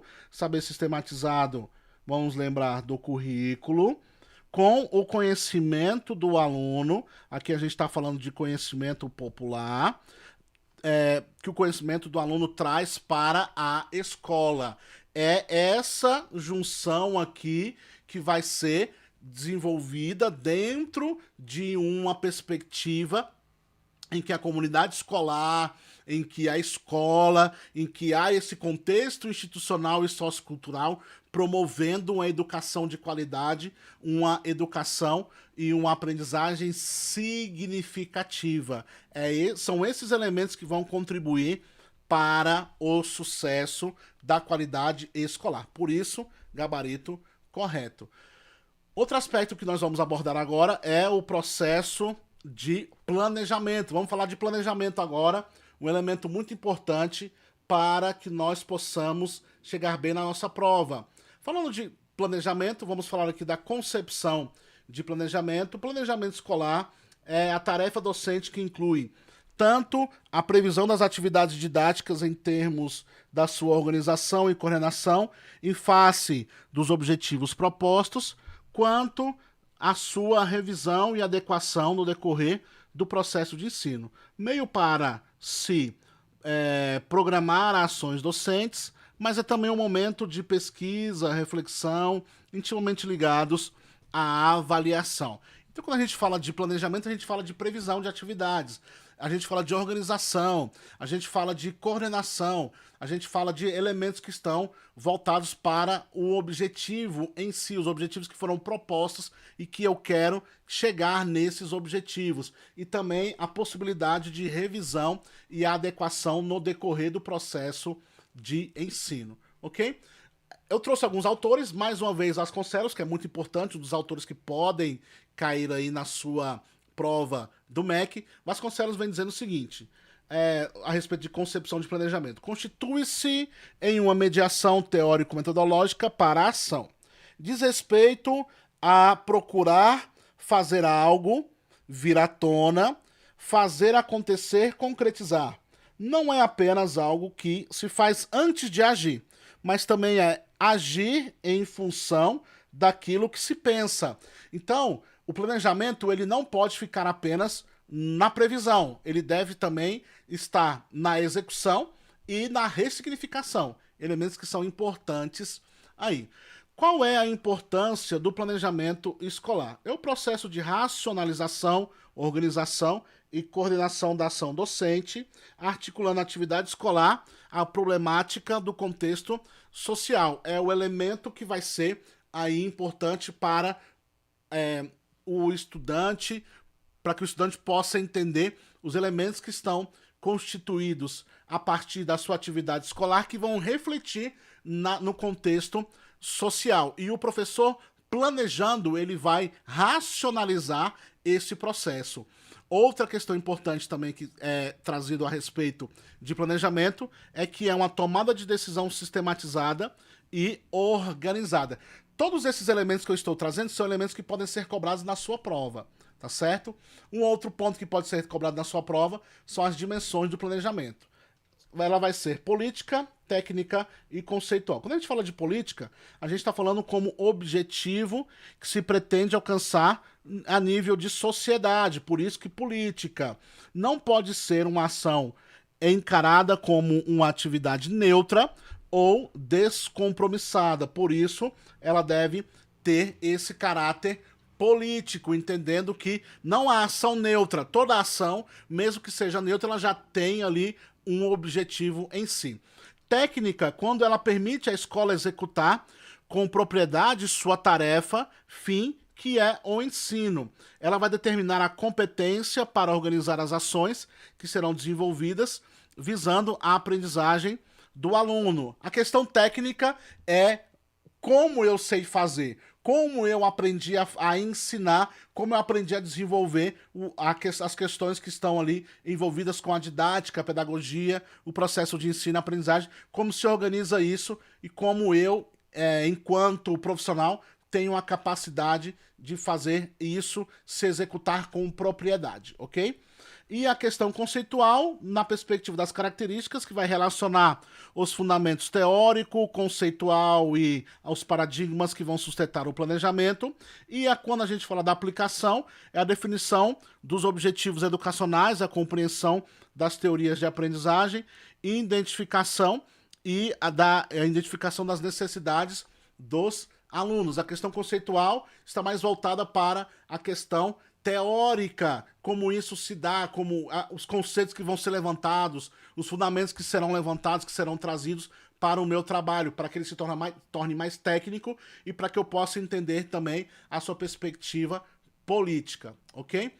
Trazendo a questão dos níveis, a gente falou agora sobre as dimensões, vamos partir para os níveis. Os níveis estratégico ou institucional de longo prazo, o tático ou departamental médio prazo e o operacional de curto prazo. Vamos aqui para o estratégico. Tem como característica envolver toda a instituição e vai definir as diretrizes mais amplas, tem como objetivo estabelecer metas gerais e direção para a instituição em um horizonte mais temporal extenso. Quando a gente fala de tático, a gente fala de tático departamental, ela é de médio prazo, tem como característica estar focado em áreas específicas da instituição. Olha só, vai definir a estratégica, definir questões mais amplas. A tática vai definir questões mais específicas da instituição, que tem como objetivo desenvolver estratégias e ações que vão apoiar o planejamento estratégico em nível departamental ou de setores específicos. Então a gente sai de uma perspectiva mais ampla, de uma perspectiva mais institucional, vamos agora para os departamentos que vão agora trabalhar a favor da questão estratégica. E a operacional tem como característica o detalhamento e o foco nas tarefas do cotidiano, as tarefas do dia a dia, a tarefa do fazer, realmente a mão na massa. Tem como objetivo detalhar como as atividades serão realizadas, definindo as responsabilidades, os recursos, bem como os cronogramas, ok? Vai ser de curto prazo, vai ser dia a dia, vai ter ali um planejamento mais focado nas questões de definir quem são os responsáveis, quais são os recursos e quais são os cronogramas que vão ser desenvolvidos, ok? Vamos lá, vamos ver como isso pode ser cobrado na sua prova. Coloca na tela para mim, por favor. Nós temos aí o seguinte: o processo de planejamento compreende 3 dimensões: técnica, perfeito, conceitual, perfeito e político. Maravilha, pessoal. Pode gabaritar aí? Gabarito correto. Vamos falar agora de planejamento participativo. Falando de planejamento participativo, nós temos aí uma concepção a partir de planejamento participativo. Quando a gente pensa em planejamento participativo, a gente pensa em planejamento que vai envolver todos os docentes, todos aqueles que vão fazer parte daquela comunidade, sejam eles docentes, alunos, pais, administradores e a comunidade de um modo geral. Por isso que planejamento participativo tem como objetivo promover a questão democrática, a colaboração, a coletividade nas decisões, buscando uma educação mais contextualizada, mais engajada, mais imbuída, onde todos terão ali o entendimento de que a participação deles é de suma importância. Tem como chave, pessoal, tem como primordial a transparência, a inclusão de todos, a dialogicidade e o comprometimento de todos. Todos têm vez, voz e decisão dentro desse processo de planejamento participativo. E aí, a partir desse elemento, nós vamos desenvolver aí algumas questões que são importantes, como o diagnóstico inicial, que é a identificação das necessidades e desafios e recursos da comunidade educacional, para que nós possamos construir um planejamento participativo efetivo. Outro elemento para a construção desse planejamento participativo é o envolvimento de todos, onde nós vamos fazer isso a partir de assembleias, reuniões e grupos de trabalho. Outra questão importante para a construção do planejamento participativo são os objetivos, são as definições, as definições dos objetivos e das estratégias, com base na contribuição de todos, definindo metas claras, prioridades que devem ser desenvolvidas e quais são as ações que vão ser ali priorizadas e desenvolvidas para que aquilo que se propõe, aquilo que se pretende, seja efetivado. E também temos, para a construção desse planejamento participativo, o registro, a documentação, que deve ser formalizado dentro de um plano de documentos escritos, tornando acessível para que todos possam ter acesso, onde todos que são envolvidos possam também ter acesso a este material. Então nós temos o diagnóstico inicial para identificar as necessidades, o envolvimento das partes por meio de reuniões, assembleias e grupos de trabalhos, a definição de objetivos e estratégias para que possam ser desenvolvidos e a documentação, que é todo o registro.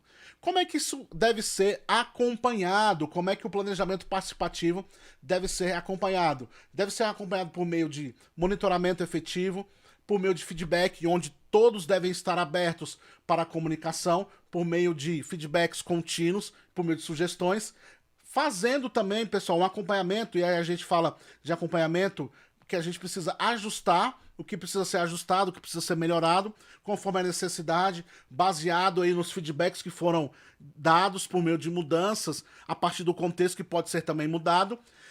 E também uma questão que é muito importante no acompanhamento é a transparência. A transparência deve ser um elemento importante para que todos que fazem parte dessa comunidade do planejamento participativo possam entender os progressos, os desafios e as conquistas que a comunidade foi ali conquistando ao longo desse processo. Um outro elemento que não pode deixar, pessoal, todo tipo de planejamento deve passar por avaliação. O planejamento participativo não é diferente. Como é que se dá a avaliação do planejamento participativo? Por meio, pessoal, principalmente de critérios claros. Precisa se estabelecer critérios claros e consensuais para que essa avaliação tenha sucesso, para que o plano que foi traçado tenha sucesso. A avaliação sem critério é uma avaliação que não vai ter um fim em si mesma. Uma avaliação regular, uma avaliação que seja principalmente contínua, que seja periódica, para que todos possam ter aí a possibilidade de coletar dados e para que possam também formalizar estes dados. Outro ponto importante é a reflexão coletiva a respeito do que está sendo desenvolvido, onde toda a comunidade vai sentar e vai discutir, vai refletir, vai pensar de forma crítica o que está sendo desenvolvido, o que está sendo aprendido, para que as áreas que precisam de melhoria possam ser atacadas, possam ser ali realmente resolvidas. E, possivelmente, a reformulação, porque a avaliação propõe também a reformulação, a ressignificação, para que possa realmente dar certo o que foi proposto, por meio de ajuste, reformulação para futuros ciclos de desenvolvimento, para futuros ciclos de planejamento, ok? Então, o planejamento participativo é desenvolvido a partir destes elementos. Como que isso pode ser cobrado na sua prova? Coloca na tela para mim, por favor. Vamos aqui julgar o item abaixo. O conhecimento, as experiências e a consciência de cada participante devem ser respeitados na construção do planejamento participativo. Até aqui, ok. Dessa forma, a interação grupal nessa construção é educativa, pois os membros vão se educando enquanto participam. Ok, pessoal? Pode gabaritar corretamente, é assim que acontece. Ao longo do processo, nós vamos aprendendo, ressignificando, melhorando, vamos refletindo a respeito do processo. É isso mesmo. Vamos passar para a próxima questão. Com relação à comunicação e interação grupal no processo de planejamento, julgue o item a seguir.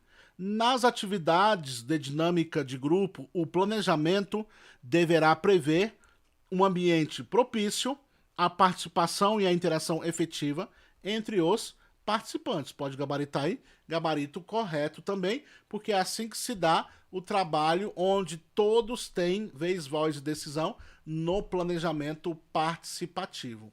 Enfim, chegamos em tendências pedagógicas. Temos aí tendências pedagógicas que vão ser cobradas também nesta prova, neste concurso. Fazendo rapidinho aqui uma revisão, nós temos aqui vasto material no canal a respeito de tendências pedagógicas. Eu quero só trazer alguns elementos que podem ser cobrados na sua prova.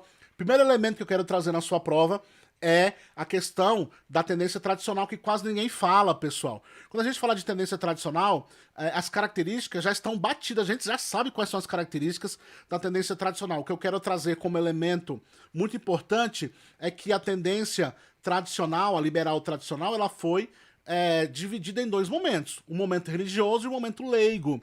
A reforma pombalina deu fim à perspectiva religiosa dos jesuítas e agora você tem novos elementos que são importantes aqui. E aí, uma das questões que são trazidas é que este, agora, estudante, ele precisa se preparar intelectualmente e moralmente para desempenhar o seu papel na sociedade, porque agora ele está se formando para ser um cidadão, para ser agora uma pessoa que irá ter os seus direitos, para que ele possa se desenvolver e para que ele possa desempenhar o seu papel na sociedade. A reforma pombalina traz esse ponto. Então a educação, a tendência tradicional tem esses dois pontos, o momento em que ele foi religioso, de 1500 até a reforma pombalina, e da reforma pombalina em diante, ele vai ter os elementos das características liberais, por assim dizer. Perfeito? E aí eu não vou, né, ser redundante aqui quando falar de tendência tradicional. A gente já sabe qual é o papel da escola, que vai ser aí, vai promover para que o aluno ele possa se realizar pessoalmente a partir do seu próprio esforço. Essa é uma característica da tendência a partir do pensamento liberal, tá certo? E preparar intelectualmente e moralmente para que ele possa desempenhar o seu papel na sociedade. Conteúdo desvinculado do cotidiano, desvinculado da realidade, o método é a partir da memorização. Não existe ali uma relação professor-aluno em que o professor e o aluno eles possam ter um diálogo. O professor é a autoridade, o aluno simplesmente vai absorver o conteúdo. O aluno aprende por meio de repasse, a aprendizagem é mecânica, a avaliação é classificatória, é punitiva, é quantitativa, e ele vai se dar por meio das manifestações religiosas e leigas a partir ali da reforma pombalina. A resposta para a tendência tradicional foi a escola nova. A escola nova vai se dividir em dois momentos, né? Você tem dois momentos aí que são importantes. Você tem aí a manifestação que se deu da progressivista, principalmente ali John Dewey, Montessori e Piaget, que foram ali os teóricos que vão ser mais proeminentes ali na tendência progressivista, e pela tendência não diretiva, você vai ter aí Carl Rogers e Alexander Neil com a escola de Summerhill. Elementos que são importantes. Progressivista, não confundir com progressista, tá certo? Progressista vai ser todas as tendências pedagógicas que vão ser críticas às tendências liberais, a partir da tendência libertadora, libertária e crítico-social dos conteúdos. A progressivista tem este nome porque ela vai partir de um processo, ela vai ter ali elementos que vão ser quase que uma receitinha de bolo, como o estudante ele deve se desenvolver. Por isso que progressivista ou pragmática, pode cair na sua prova esses dois nomes. Progressivista porque vem de processo. Quando a gente pensa em progressista, a gente pensa em progresso. São elementos que são diferenciados, ok? Lembrando que a progressivista tem ali muitas questões voltadas para experiência, aprender fazendo, aprender a aprender, são elementos importantes.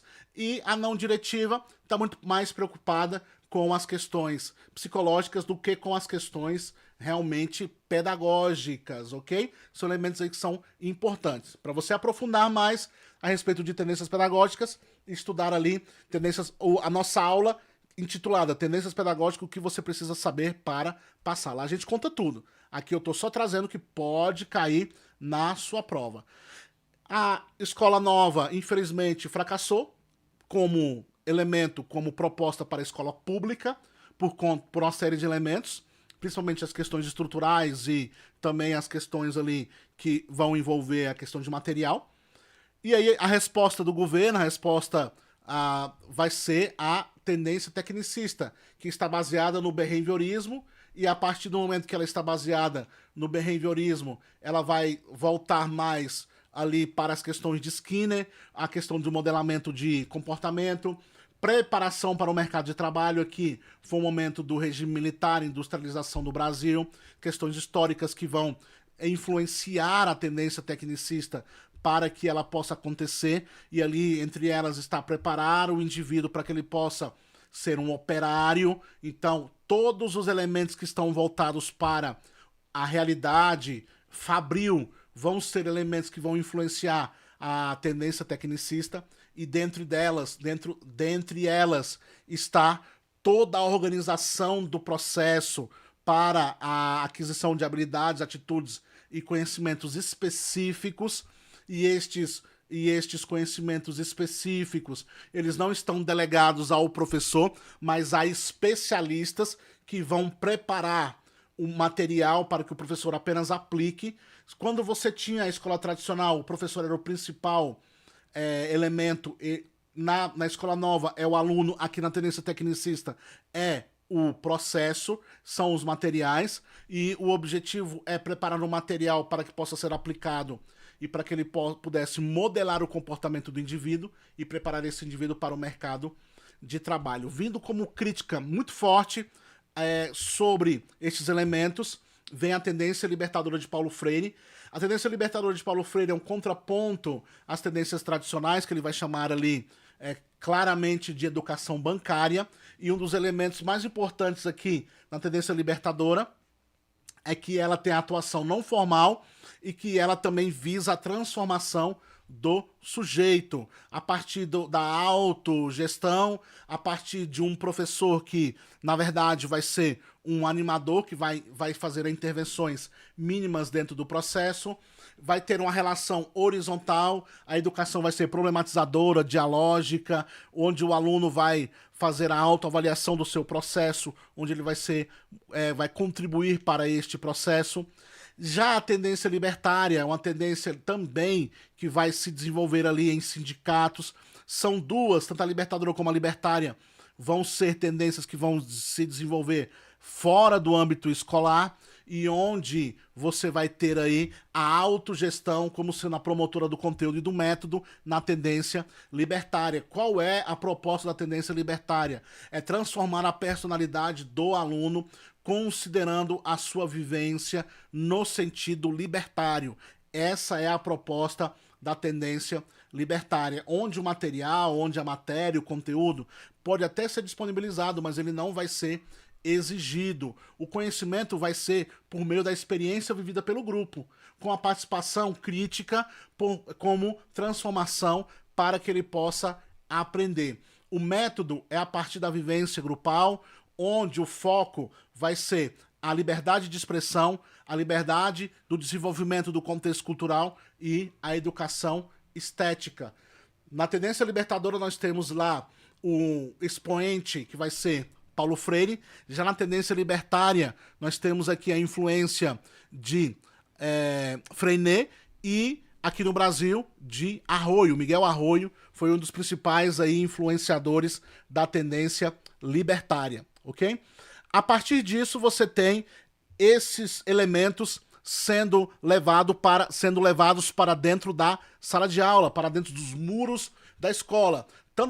Tanto a tendência libertária como a tendência libertadora, elas estão mais fora da escola, e agora você tem esses elementos que são elementos de transformação sendo levados para dentro da escola. Lembrando, pessoal, que desde a escola nova o conteúdo ele foi deixado de lado, e aí você tem ali o conteúdo como sendo algo negativo. Aqui na crítico social dos conteúdos, que é justamente a junção desses elementos da libertadora e da libertária na perspectiva da transformação, ela vai valorizar o conteúdo, ela vai valorizar o currículo.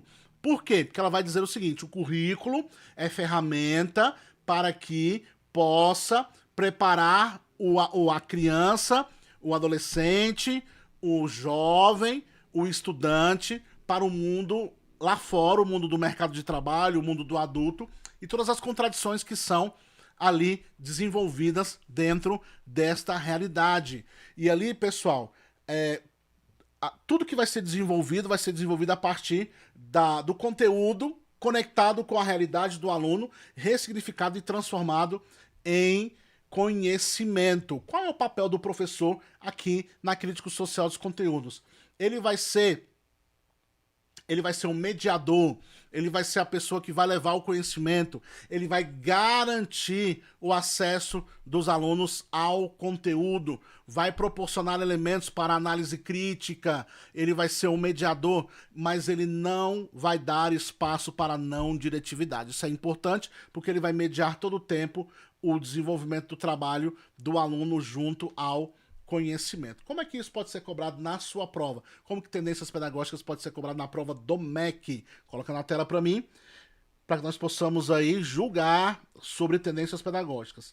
Segundo a tendência renovada não diretiva, as ações docentes deveriam ser mais voltadas para problemas psicológicos do que para problemas pedagógicos. Justamente isso que promove Alexander Neil na escola de Summerhill. Pode colocar aí, correto, tá certo? Próxima questão diz o seguinte, também para que possamos julgar de acordo aí com o que se segue. A tendência tecnicista defende que o papel da escola é a difusão de conteúdos associados à realidade social dos estudantes. Aqui, característica da tendência crítico social dos conteúdos, tá certo? Não tecnicista, crítico social dos conteúdos que tem essa característica, questão errada, porque a tendência tecnicista, ela vai fazer o quê com os estudantes? Vai preparar para o mercado de trabalho, vai ser modeladora a partir das questões do behaviorismo. Então essa questão aqui está errada. Maravilha? Questão de 22 diz o seguinte, quanto às tendências pedagógicas, julgue o item a seguir. Quando as ações docentes não são reduzidas à exposição verbal dos conteúdos e à recordação de matérias pesadas, evita-se a tendência pedagógica tradicional, tá certo? Então nós temos aqui, quando elas são matérias passadas, evita-se a tendência pedagógica tradicional. Pode colocar correto aí, pessoal. Corretíssimo, tá certo? Porque quando a gente evita esse tipo de exposição verbal, quando a gente evita esse tipo de exposição de conteúdos e também a memorização de matérias passadas, a recordação de matérias passadas, a gente está evitando aí a pedagogia tradicional, tá certo? Pode colocar aí como correto. Maravilha? Por fim, vamos trabalhar aí inteligência emocional. Se você ficou comigo aqui até agora, você tá de parabéns, você tá imbuído de passar na sua prova, porque aqui tem todo o conteúdo dos fundamentos da educação para que você possa estudar os principais pontos deste material aí do nosso edital. Inteligência emocional. Quando a gente pensa em inteligência emocional, nessa perspectiva, a gente pensa de como nós devemos lidar com as nossas próprias emoções, como nós devemos compreender os nossos sentimentos, os nossos comportamentos e compreender os sentimentos e comportamentos das outras pessoas. Como a gente vai observar essa questão? Como é que isso se dá dentro da empresa? Como é que isso se dá na relação do sujeito? Como é que eu vou me conectar com outra pessoa? Como é que eu vou me relacionar com outra pessoa se eu não trabalho justamente as minhas próprias emoções? Como é que isso se dá, pessoal? A gente vai observar essa questão da inteligência emocional a partir da conexão entre o nosso lado emocional e o lado racional do nosso cérebro, onde eu preciso conectar a minha parte emocional com a minha parte racional do meu cérebro. E eu preciso realmente utilizar muito mais a minha razão, protelar mais, realmente demonstrar as minhas emoções, para que eu possa realmente trabalhar a neutralização das minhas emoções negativas. É a partir da conexão do meu lado emocional com do meu lado racional que eu vou conseguir aí diminuir a influência de emoções negativas, principalmente no ambiente de trabalho. E também trabalhar a potencialização de emoções positivas. Aspecto importante. Quais são os pilares que vão me ajudar dentro desse processo? Conhecimento das minhas próprias emoções, daquilo que pode me afetar, daquilo que pode realmente atrapalhar dentro do meu trabalho. O controle emocional é um aspecto importante, a automotivação, sempre estar se automotivando, a empatia, olhar para o outro como se estivesse sendo com você também, sempre buscando a empatia e também trabalhar o relacionamento interpessoal. Muito importante, o autocontrole é muito importante, o controle emocional é muito importante para que se possa desenvolver a inteligência emocional. Como isso pode ser cobrado na sua prova? Vamos aqui então trabalhar o seguinte.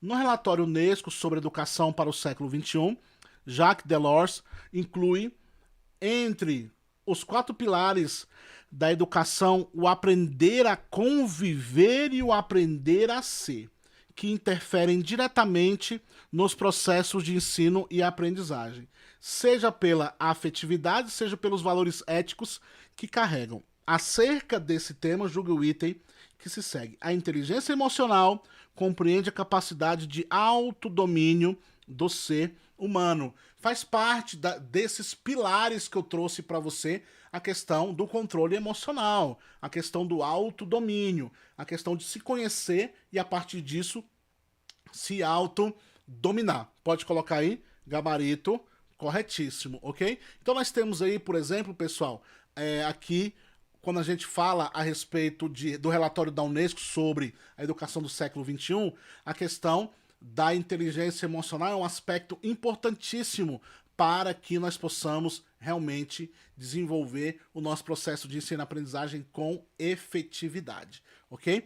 Elemento que é muito importante, vamos colocar o gabarito aí, coloca o gabarito na tela, as 23 questões aí, gabaritadas, depois você tira print da tela, tá certo? Dá uma pausazinha aí no vídeo e tire print da tela. Pode voltar aqui em mim, lembrando que este material estará disponível no link aqui abaixo, no nosso grupo do WhatsApp, para que você possa aproveitar esse material gratuitamente. Pessoal, muito obrigado por você ter ficado comigo até agora. Realmente um aulão aí intenso, intensivo, para que você possa realmente ter o melhor material gratuitamente para você. Forte abraço, até o próximo vídeo.